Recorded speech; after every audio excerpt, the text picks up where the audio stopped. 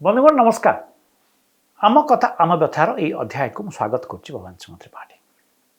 बंधुगण कहुए केउं अंचल केते समृद्ध एवं अर्थनीति दृष्टि केते संपन्न ताहा से अंचल जल उत्स उपर ही निर्भर करे। ए दृष्टि विचार कले ओडिशार गोटे पार्श्व 480 किलोमीटर सुदीर्घ बेलाभूमि रही। गोटे कि दुईटी नुहे पाखापाखि 11टी बड़ नदी और अनेक शाखा नदी ओडिशार शरीर को गुड़े जोड़ी हुई रही। से भली एशियार सर्वबृहत चिलिका भी ओडिशारे। आउ पादे आगू जाई देखिले ओडिशारे हाराहारी वार्षिक वृष्टिपात परिमाण पाखापाखि 1500 मिलीमीटर। वर्षार परिमाण को जदि आपण विचार को नेबे तेबे जानि परिबे जे भगवान इंद्र देवता ए दृष्टि आम उपर कार्पण्य करनांती। अन्य राज्य तुलना रे ओडिशा ए क्षेत्र यथेष्ट आगे रही। राज्य जेहेतु 60% अधिक लोक चाष उपर निर्भरशील बंधुगण, एणु स्वाभाविक भाव ओडिशा आर्थिक दृष्टि सशक्त बोली कहुवा कथा। हेले ओडिशा भारत वर्ष गोटे गरीब राज्य भाव कहीं परिगणित हुए? कहीं ओडिशार सिंहभाग लोक रोजगार को नहीं संघर्ष करती? कहीं राज्यर सामग्रिक घर उत्पाद को कृषि क्षेत्र अवदान कम? कहीं वर्षा ऋतुरे ओडिशार किछि अंश बन्यार उबुटुब होता बेले राज्यर अन्य भाग में मरुड़ी भली परिस्थिति सृष्टि होउछि? कहीं ओडिशार ग्रामीण महिला ग्रीष्म ऋतु पूर्व माठिए पानी पाए किलोमीटर किलोमीटर चली चली जाती। आउ किछि अंचल लुणिया बा खारिया अथवा लुहाटहा पानी पी लोके निजर शोष मेटाती। बंधुगण आपण मैंने जाणी रखु जो ओडिशार भूतल जलस्तर भी राज्यर सबु अंचल संतोषजनक स्थिति ना। एसबू प्रश्न आपण मान मन को केवे छुईला ना ना?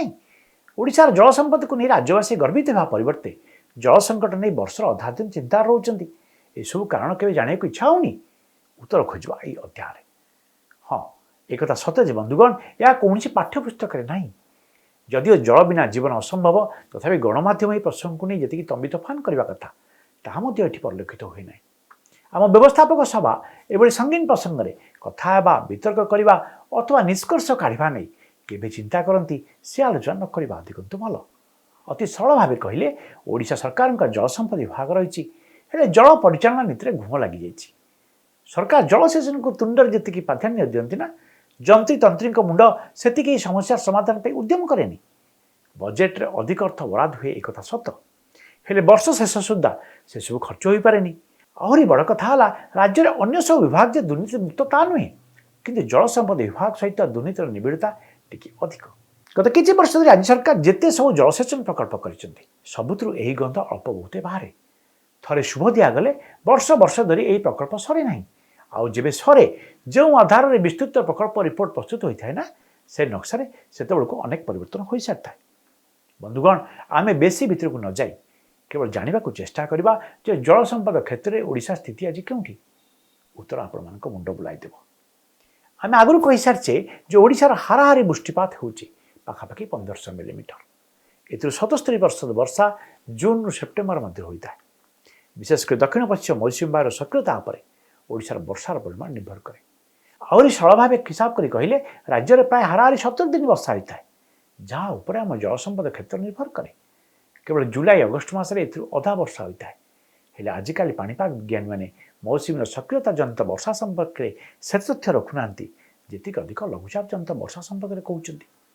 आम जाचे बंधुगण एथुर किछि परिमाण जल बाष्प हो किछि जल भूतल जलस्तर को रिचार्ज कर आउ किछि समुद्र को आपे आपे चली ए तुरंत किछि ना। हेले आजिकाली एमिति कौन होउछि जे मौसुमी समय अतिबाहित हेबा परे परे राज्य जल संकट स्वर शुभुछि तापुणे 15 दिन कि मासे नुहे पाखापाखि 8 ରୁ 10 मास जाए एवं राज्य में पानी को नहीं लोके चिंतार पड़ुंट। एमिति केमिति हैला ताहा उपर अनुसंधान जरूरी ना नहीं। केवल सेतिकी नुहे जलस्तर ह्रास पाइबा भूतल जल उत्स सुखिला एवं भूतल जलर गुणवत्ता प्रभाव को भी एड़ा जाई परिबो नाही। बंधुगण आमे समस्ते जानती जे नदी रे हाराहारी 1.2 नियुत क्यूबिक मीटर जल प्रवाह होता है। अधिकांश नदी अन्य राज्य आसुवा कारण जल प्रवाह संपूर्ण आम नियंत्रण नहीं। यह सत्वे गोटे हिसाब कहूँ जे 2001 मसीहा बेलू नदी में जिते जल प्रवाहित होता तार 31.2% अन्य राज्य आसुला। आज दिन यह यथेष्ट कमी सारा। खास से ओडिशा और पड़ोसी की मध्य बद उग्र होबार लगी। एक रिपोर्ट आकलन करुच्ची बंधुगण 2050 मसीहा बेलू अन्य राज्य आसुवा जलर परिमाण 23.3% ताठू कमिज। यह चिंता उद्रेक करने भली गोटे प्रसंग ना नुहे। अर्थात आम पिला माने ही यार प्रभाव को सामना करेंगे। ए संक्रांत आम सतर्क हो एवं जदि पदक्षेप न नेबा तेबे केबे नबा। बंधुगण वृष्टिपात को भी आपण माने लक्ष्य करंतु। देखिए जे अनियमित वर्षा ओडिशार उत्कट स्थिति सृष्टि कलानी।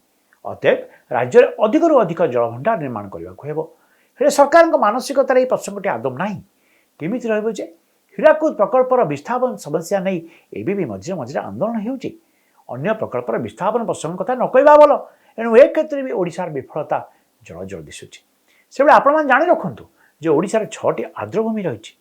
चिलिका रामसर साइट मध्य अन्यतम हेले उभय चिलिका और अंशुपा स्थिति आज दिन संगीन अन्य 4टी अर्थात पुरीर सारा समंग खोर्धार कांजिया और जगतसिंहपुर जटाधार स्थिति आहरी गंभीर। दुर्भाग्यपूर्ण घटनाटी हूँ सब आर्द्रभूमिर किसी अंश एवं कृषि कार्य व्यवहार है। आपण जाणी रखु राज्यर मोट आर्द्रभूमिर परिमाण 6,90,904 हेक्टर। आमे जदि किंतु निरेखी देखा तेज जापर जे राज्यर प्रत्येक जिले में आर्द्रभूमि रही एवं पुरी जिले में यह सर्वाधिक।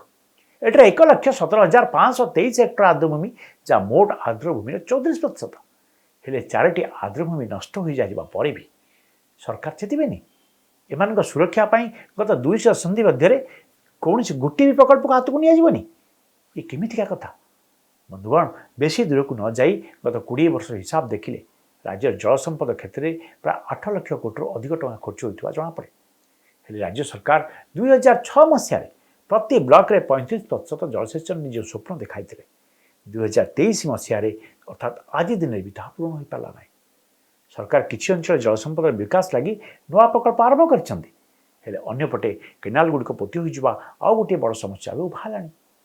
इतने परिमाण अर्थ तेज के खर्च है ता अनुसंधान करवा ना नहीं। बंधुगण राज्य सरकार गोटे आकलन में कहते जे उभय भूपृष्ठ और भूतल जलर आवश्यकता भविष्य में वृद्धि पाइबा बाध्य। सेबे वर्षा कमी जाइथिबो जल संकट आहरी भयानक रूप नहीं सारी मनुष्य सामना करने को समस्यार समाधान लगी सेबे सरकार पाखे आउ कौन रास्ता न ठीक जमती आज सहर में सामान्य वर्षा हेले भुवनेश्वर उबुटुबु होची मोटर लगाई पानी काढ़ा छड़ा आउ किसी विकल्प सरकार काढ़ी पारु नांती। यार प्रभाव पूरा जीवजगत उपर पड़ो। भूपृष्ठ जल संरक्षण दायित्वटी विशेष भाव सरकार आमे केवल एक क्षेत्र में जो गुरुत्वपूर्ण दायित्व निर्वाह करवा ताला जल उत्स गुड़िक पोती पकड़ विरोध हवा हेले भूतल जलस्तर वृद्धि क्षेत्र में सरकार सीना नियामिक प्रस्तुत करेंगे। बंधुगण आमको किंतु एबेठर दायित्व नेबाक पड़ो। भूतल जल को रिचार्ज पाई संकल्प नेबाक पड़ो। प्रति गाँ और प्रति घर को यूनिट भाव ननेले आगामी दिन जो भीषण स्थिति उपज ओडिशा भली राज्य उत्कट जलाभाव सृष्टि कर सेबे जलाभाव ठक ठाक हो प्राण चलीजा विचित्र नुहे। समस्ते मिसिले सब संभव।